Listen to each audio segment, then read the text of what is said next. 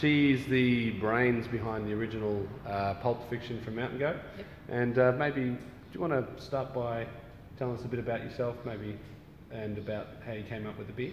Yeah, pretty new to the commercial brewing business. Been home brewing for quite a while, but yes, started at people that have got a lot of skills and knowledge, which makes it, easy to learn.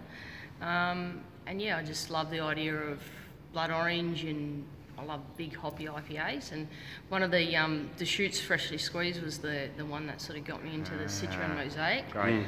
And yeah, just played around with the recipe for a little bit when we had some quiet time. Yep. And then yeah, brought it forward, and the guys loved it. So thought, why not brew it on a big scale? Awesome. So you have quite a bit of autonomy, being the Innovation brewer at Mountain Goat. Basically come up with, they give me some ideas around what they want specific times of the year. Obviously you want an IPA at a certain time of the year, porter at a certain time. And with various events. Yeah, exactly. And then it'll be like, okay, I just get the ingredients in and have a tweak around with certain malts, new hops, things like that, yeast, and put forward my ideas based on what I'm sort of thinking about. Some pretty crazy stuff sometimes, but sometimes it works. Yeah. You got to try something. Well, that's the way I see it. Got to make something that's different, keep it interesting. Yeah. It's got to taste good, number one.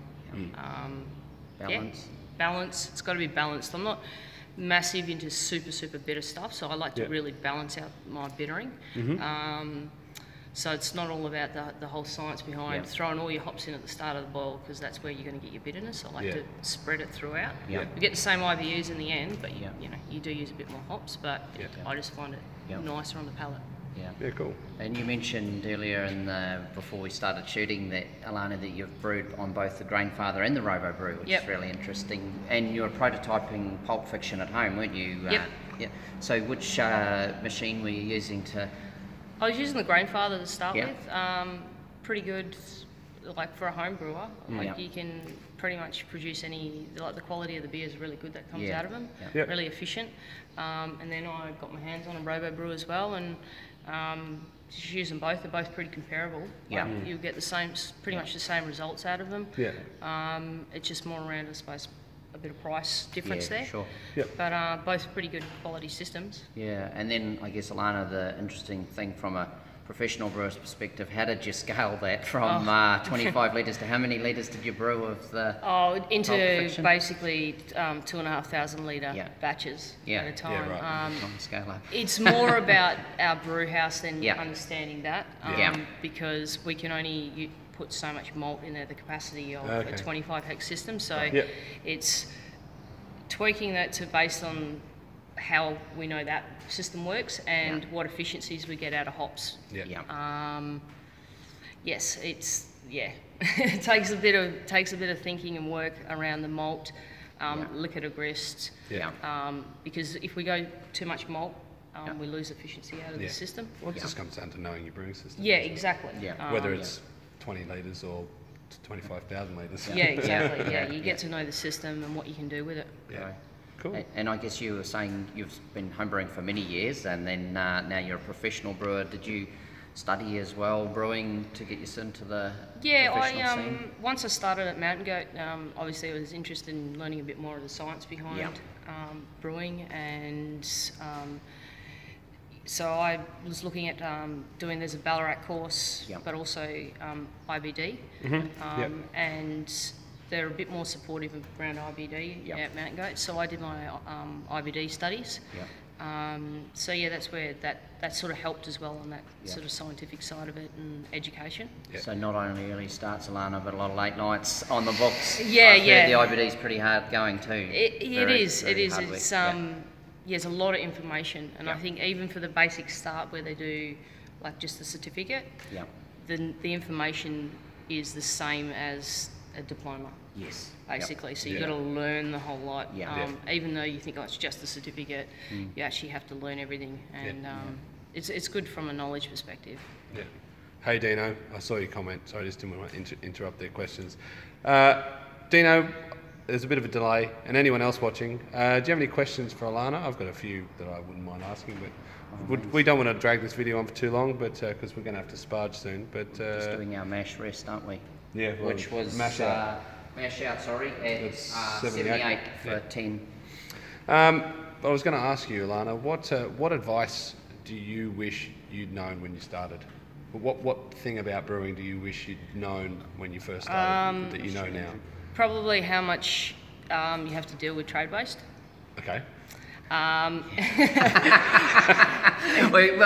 a good question, because is it home brewing or pro brewing? Well, yeah. Well, let's start with pro brewing. I was thinking about the whole thing, but yeah. Pro cleaning, brewing is the amount of trade waste, the time it takes.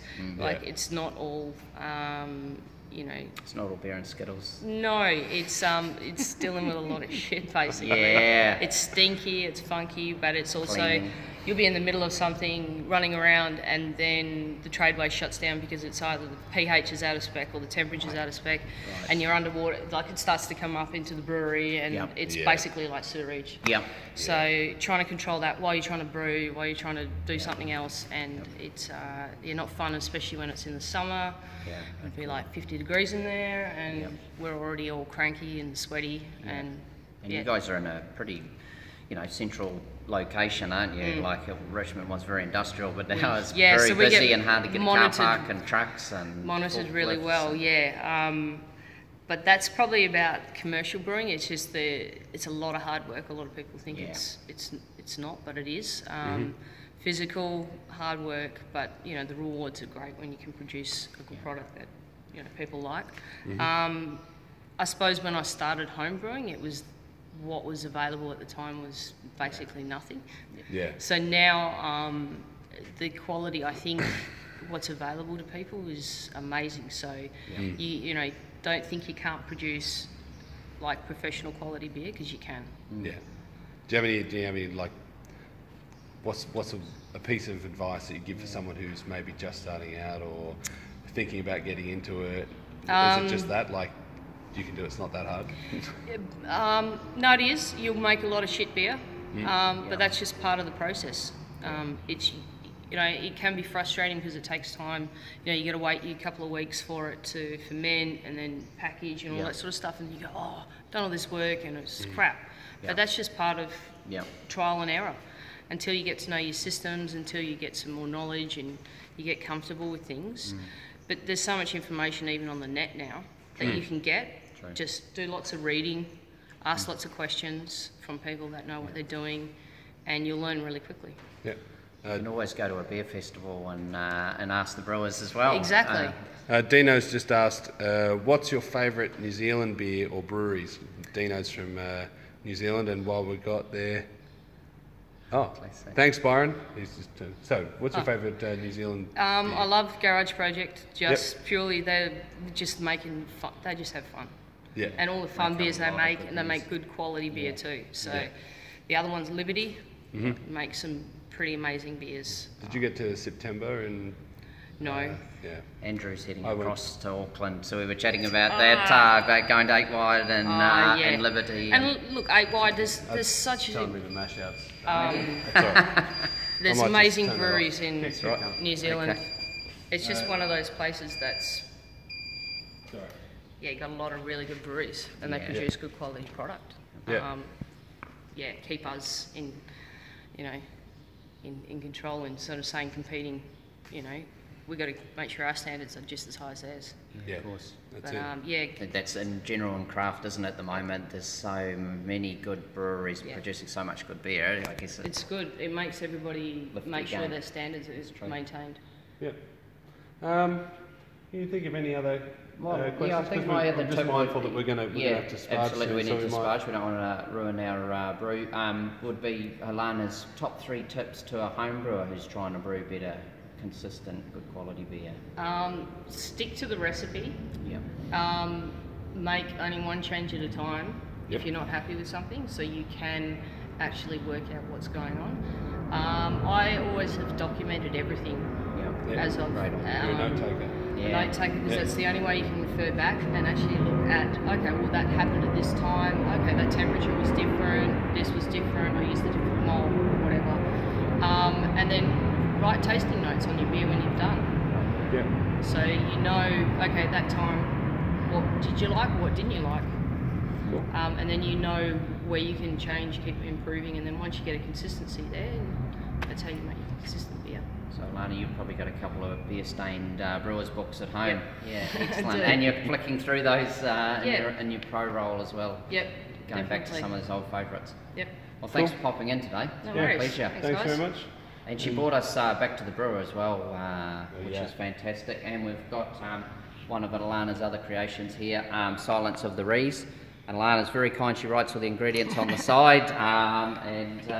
Yeah, thanks for inspiring our brew day, Alana. Cool. No worries, guys. Thank you. Thanks Thank very you. much. Finish, you bastard.